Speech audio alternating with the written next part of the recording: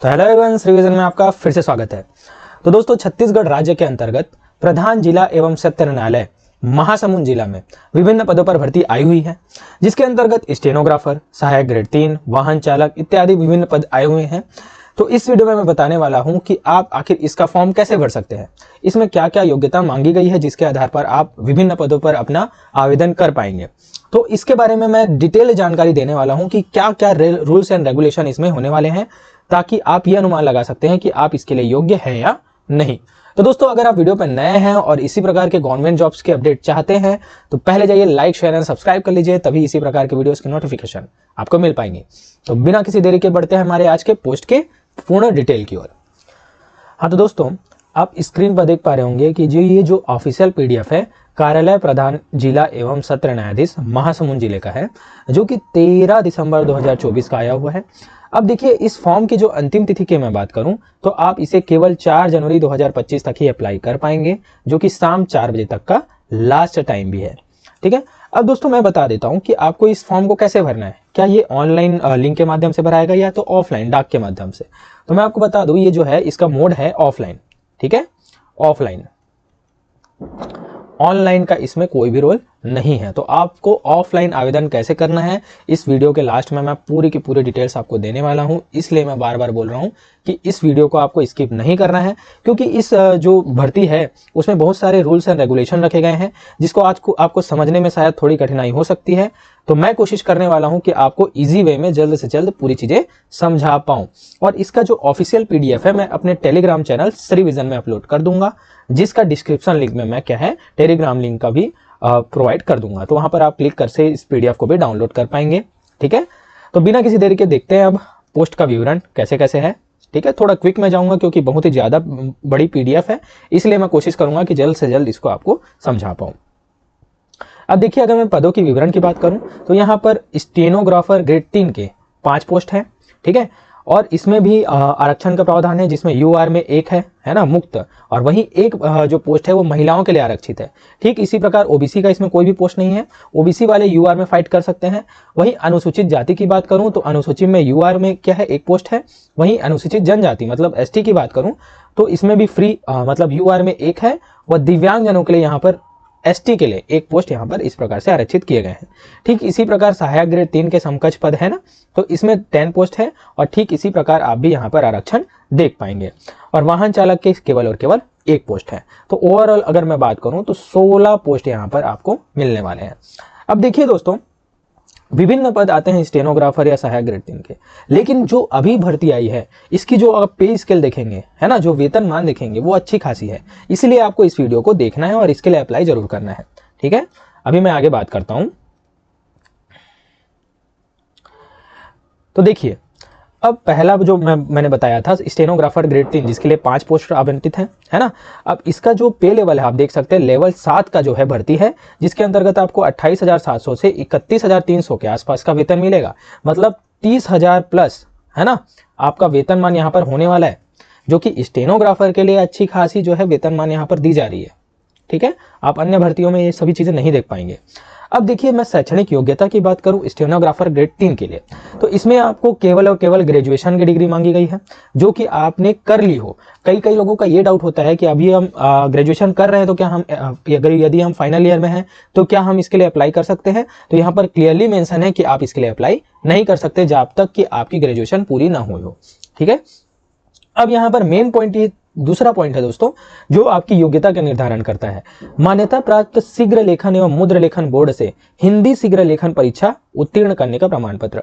तो दोस्तों, एक शीघ्र लेखन की परीक्षा गवर्नमेंट द्वारा ली जाती है। यदि आपने उसको क्वालिफाई किया है और आपके पास उसका प्रमाण पत्र है, तभी आप इसके लिए अप्लाई कर पाएंगे, जो कि अभी पिछले कुछ वर्षों में इसकी जो है परीक्षा नहीं हो रही है, जिसके कारण मोस्टली लोगों के पास ये प्रमाण पत्र अवेलेबल नहीं होता। तो जिनके पास भी ये प्रमाण पत्र है उनके लिए सुनहरा मौका यहाँ पर आपको देखने को मिल सकता है। अब देखिए, तीसरा पॉइंट है अभ्यर्थी को कंप्यूटर में हिंदी मुद्र लेखन का ज्ञान होना चाहिए। मतलब सामान्य हिंदी का टाइपिंग आपको कंप्यूटर में करना आना चाहिए। अभ्यर्थी को कंप्यूटर एप्लीकेशन के उपयोग की जानकारी, जो कि बेसिक उपयोग है वो मोस्टली लोगों को होती ही है, वो होनी चाहिए। यह अपेक्षित है कि अभ्यर्थी को छत्तीसगढ़ी बोली या स्थानीय भाषा का ज्ञान होना चाहिए। यदि आप छत्तीसगढ़ में रह रहे हैं तो छत्तीसगढ़ी बोली का नॉर्मल रूप से आपको क्या है ज्ञान होना चाहिए, ताकि आप चीजों को समझ पाए। और यहाँ पर क्लियरली मेंशन किया गया है कि हिंदी शीघ्र लेखन परीक्षा उत्तीर्ण न होने वाले अभ्यर्थी आवेदन प्रस्तुत न करें, है ना। जिसके पास भी हिंदी शीघ्र लेखन का प्रमाण पत्र नहीं है वो बिल्कुल अप्लाई मत करें, क्योंकि आपके लिए ये योग्यता है कि आप अगर इसके पास प्रमाण पत्र है वही इसको अप्लाई कर सकता है। ठीक है, अब आगे मैं बढ़ता हूं। अब सहायक ग्रेड 3 की मैं बात करूं, ठीक है, तो दोस्तों इसमें जो वेतनमान आपको पे स्केल है वो लेवल 4 का है और इसमें आपको 19,500 से अधिकतम आप 62,000 तक जा सकते हैं। तो ओवरऑल आपको 20 से 25,000, है ना, 23,000 के आसपास की राशि यहाँ पर मिल जाती है। ठीक है, जो कि अच्छी खासी वेतनमान है सहायक ग्रेड 3 के लिए। ठीक है, अब शैक्षणिक योग्यता देखते हैं, तो इसमें भी आपकी ग्रेजुएशन, है ना, किसी भी स्ट्रीम, चाहे बायो मैथ्स किसी भी स्ट्रीम आपने की हो तो यहाँ पर आप एप्लीकेबल है। यहाँ पर किसी भी मान्यता प्राप्त बोर्ड विश्वविद्यालय में कंप्यूटर में 1 वर्षीय डिप्लोमा, तो जैसे DCA PGDCA होता है ना कंप्यूटर का, तो अगर आपके पास डिप्लोमा की डिग्री है तो आप इसके लिए एलिजिबल हैं।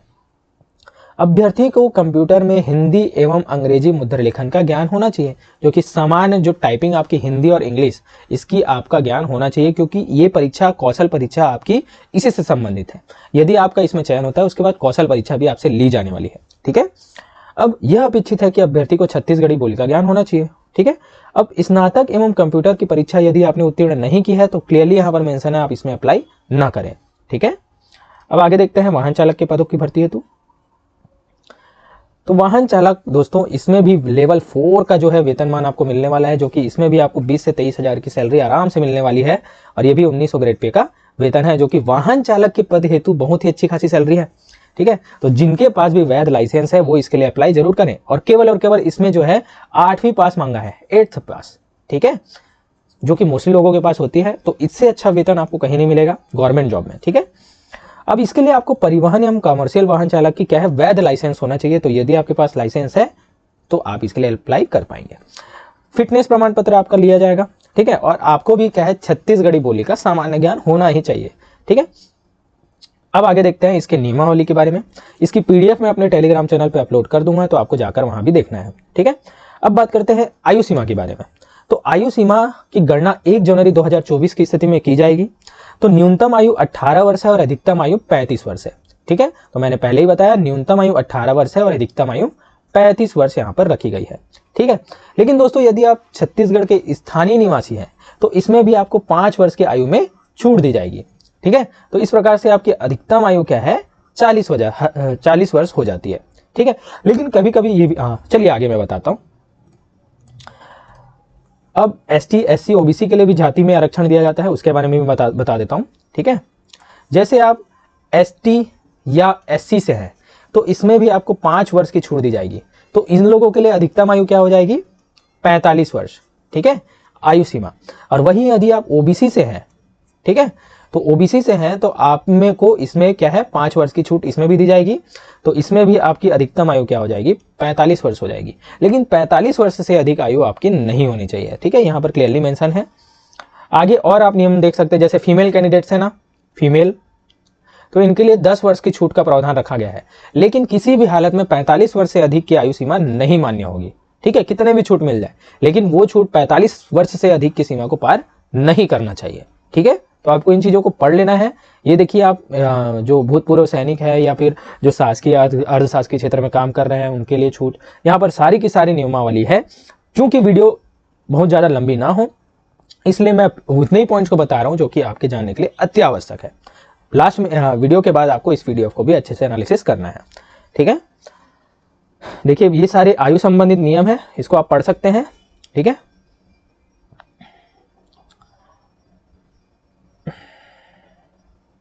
ये सारे नियम हैं, पूरे बहुत सारे नियम हैं। अब देखिए मेन पॉइंट पे आते हैं कि आखिर आप आवेदन कैसे प्रस्तुत कर पाएंगे।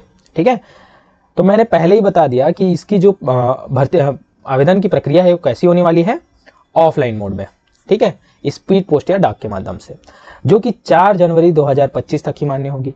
मतलब 4 जनवरी को ही अंतिम तिथि है इसको ही आवेदन की।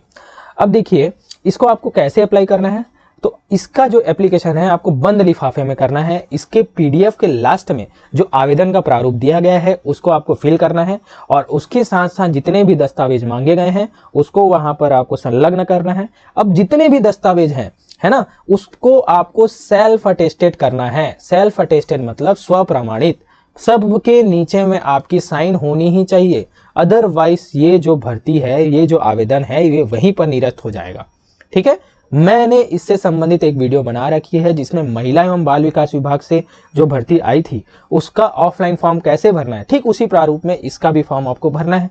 ठीक है, मतलब जो लिफाफा है उसके ऊपर में कैसा नाम रहेगा, कहां कहां पर क्या क्या चीजें लिखी रहेंगी, सारी की सारी जानकारी मैंने उस वीडियो में दे रखी है। तो इसके बाद जाकर आप उस वीडियो को भी जरूर देखिएगा, वो बहुत ही ज्यादा हेल्पफुल होगी। अब देखिए आपको कहां भेजना है, मेन पॉइंट तो कहां होता है, कहां भेजना है। तो यहां पर सीधा मेंशन है कि कार्यालय प्रधान जिला एवं सत्य न्यायाधीश महासमुंद, जिसका पिन कोड है 493445, इस पते पर आपको इससे रजिस्टर्ड पोस्ट या स्पीड पोस्ट, केवल दो ही माध्यम है जिसके द्वारा आप भेज सकते हैं। एक तो है रजिस्टर्ड पोस्ट, दूसरा है स्पीड पोस्ट। ठीक है, अन्य माध्यम में यदि आप प्रत्यक्ष जाके भी वहां अप्लाई करते हैं तो आप इसके लिए एलिजिबल नहीं है, आपका आवेदन वहीं पर निरस्त कर दिया जाएगा। ठीक है, अब देखिए यहां पर मैंने पहले ही बताया, जितने भी छाया प्रति आप दे रहे हैं, जितने भी आवश्यक दस्तावेज दे रहे हैं, आपको वहां पर सेल्फ अटेस्टेड मतलब स्व प्रमाणित यहां पर करना ही होगा। जैसे कि जाति प्रमाण पत्र, निवास प्रमाण पत्र कि आप छत्तीसगढ़ के निवासी हैं या नहीं, रोजगार पंजीयन प्रमाण पत्र, है ना, जीवंत होना चाहिए, क्योंकि जो भी रोजगार पंजीयन प्रमाण पत्र है उसमें एक्सपायरी डेट लिखी होती है, मतलब अंतिम तिथि कि कब तक ये वैलिड है, इसको भी आपको देखना है, क्योंकि क्लियरली यहाँ पर मेंशन होता है जीवंत रोजगार पंजीयन। ठीक है, और जो भी पोस्ट है जिसके लिए ग्रेजुएशन मांगा गया, ग्रेजुएशन का डिग्री, है ना, और जैसे 8th पास मांगा गया वाहन चार के लिए, तो वाहन चार 8th की जो है रिजल्ट मार्कशीट होनी चाहिए और उसमें नीचे में आपका साइन होना चाहिए। ठीक है, इन सभी चीजों को आप ध्यान रखेंगे।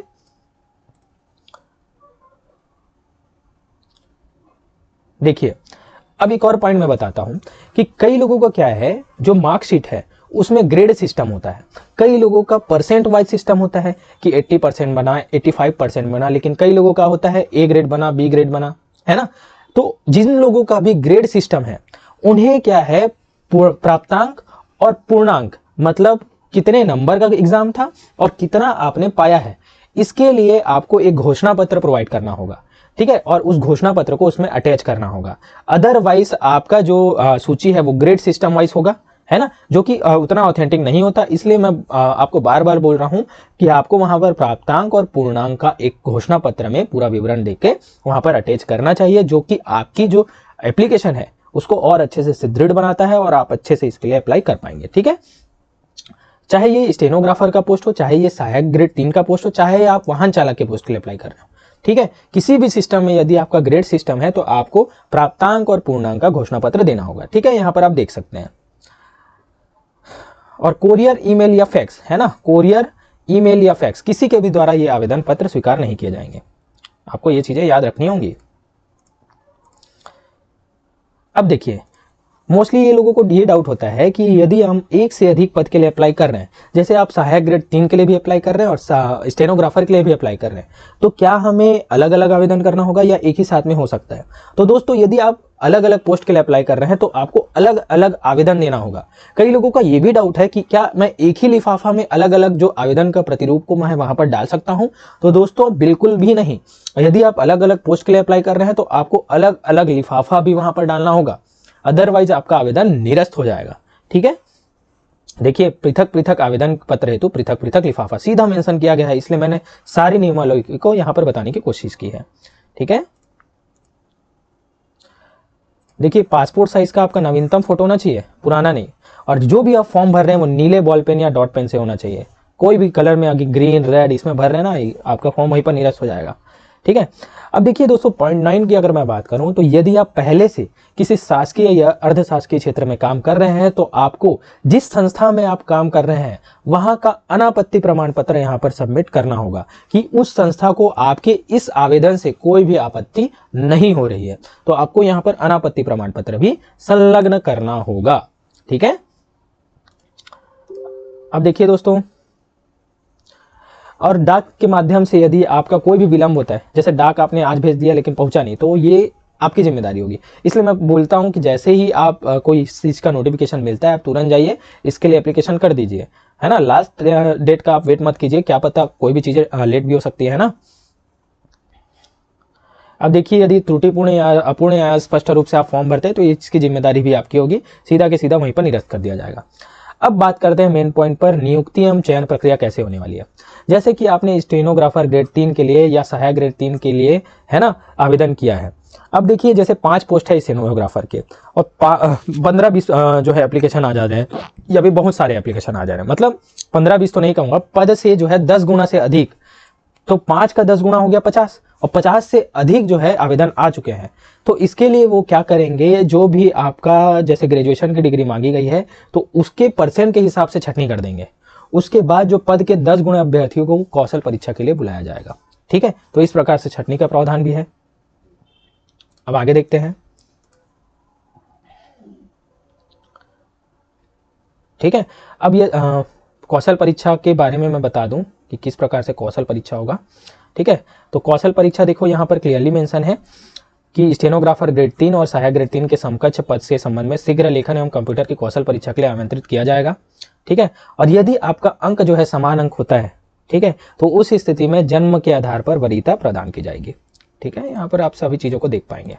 देखिए कौशल परीक्षा कैसे होगी, तो यदि आप स्टेनोग्राफर के लिए अप्लाई कर रहे हैं तो 100 शब्द प्रति मिनट की स्पीड से, है ना, 5 मिनट का आपको हिंदी श्रुत लेख दिया जाएगा, है ना, मतलब सुन के लिखना वाला लेख दिया जाएगा, तो आपको 5 मिनट का क्या है लेख दिया जाएगा 100 शब्द प्रति मिनट की स्पीड से टाइप करना होगा, जिसके लिए आपको टाइम दिया जाएगा 40 मिनट।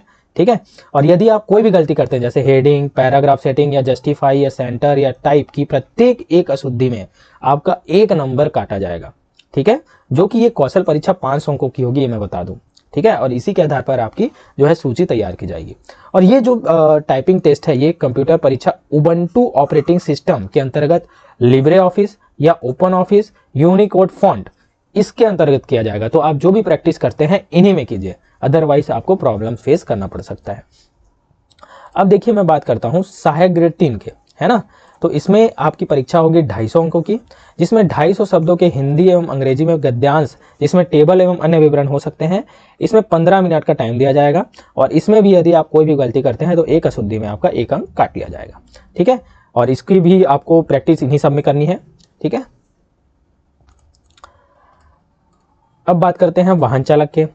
तो वाहन चालक का जो परीक्षा है ठीक उसी प्रकार जैसे कि एक पोस्ट है, इसके 10 गुना से अधिक अभ्यर्थी अप्लाई करते हैं, तो 8वीं के मार्कशीट के आधार पर उन्हें क्या है उनका चयन कर दिया जाएगा 10 गुना अभ्यर्थियों का। उसके बाद जो 10 गुना अभ्यर्थी हैं, है ना, उनका क्या है कौशल परीक्षा लिया जाएगा, जो ड्राइविंग टेस्ट है वो लिया जाएगा। ठीक है, और उन्हीं के आधार पर जो है देखिए 50 अंक का क्या है कौशल परीक्षा वहां पर लिया जाएगा आपका ड्राइविंग टेस्ट। ठीक है, तो उसी के आधार पर क्या है आप इसके लिए अप्लाई कर पाएंगे। ठीक है, देखिए सारे नियम है।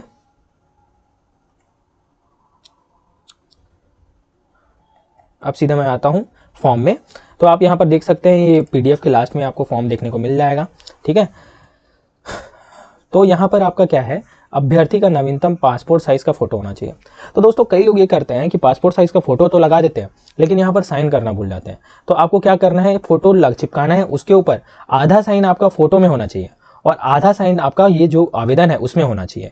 इस प्रकार से आपको साइन करना है, अदरवाइज आपका यहाँ पर से भी आवेदन निरस्त हो सकता है। तो आपको छोटी छोटी चीजों को ध्यान यहाँ पर देना है। ठीक है, तो यहाँ पर सारी चीजों को आपको भरना है, ये आप देख सकते हैं। अगर आपको इसमें कोई भी डाउट होता है तो आप मेरे टेलीग्राम चैनल या कमेंट बॉक्स पे पूछ सकते हैं, मैं कोशिश करूंगा आपकी ज़्यादा से ज़्यादा हेल्प कर सकूं। ठीक है, इन सभी चीज़ों को भरना है। अब देखिए दोस्तों, यदि आप कोई भी चीज़ों को आवेदन को संलग्न करते हैं, मैं बार बार बोल रहा हूं कि आप यदि जैसे जाति प्रमाण पत्र संलग्न कर रहे हैं अपना, तो वहां पर आपको नीचे में स्वप्रमाणित मतलब सेल्फ अटेस्टेड करना होगा। यदि आप इन चीज़ों को भी नहीं करते हैं तो आपका आवेदन निरस्त हो सकता है। हम सोचते हैं कि छोटी सी चीज़ें हैं क्या होगी, लेकिन सीधा से यहाँ पर मेंशन किया गया है जब तक आप उसको स्वप्रमाणित नहीं करते हैं तो आपका जो आवेदन है वहीं पर से निरस्त कर दिया जाएगा। तो दोस्तों आपको छोटी से छोटी चीज़ों को ध्यान में रखना है, तभी आप इसके लिए एलिजिबल हो पाएंगे। ठीक है, तो दोस्तों इस प्रकार से आज की मेरी वीडियो इतनी ही थी और मैंने कोशिश की कि आपको ज़्यादा से ज़्यादा जानकारी प्रोवाइड कर सकूं। यदि आपको किसी भी चीज़ में डाउट होता है तो आप कमेंट करके पूछ सकते हैं, मैं कोशिश करूंगा कि आपको हेल्प कर सकूं। तो दोस्तों इसी प्रकार के मैं गवर्नमेंट जॉब्स के अपडेट लाते रहता हूं, जो भी अपडेट्स गवर्नमेंट से मिलते रहते हैं मैं कोशिश करता हूं कि आपको प्रोवाइड जल्द से जल्द कर सकूं। तो दोस्तों अगर आपको मेरी वीडियो आज की अच्छी लगी तो यार ज़्यादा से ज़्यादा लाइक शेयर एंड कमेंट करके जरूर बताइएगा। ठीक है, तभी अप्रिसिएशन मिलता है कि हाँ मैं अच्छा काम कर रहा हूँ। तो दोस्तों आज के मेरे वीडियो पर बने रहने के लिए धन्यवाद, मिलते हैं अपने नेक्स्ट वीडियो में।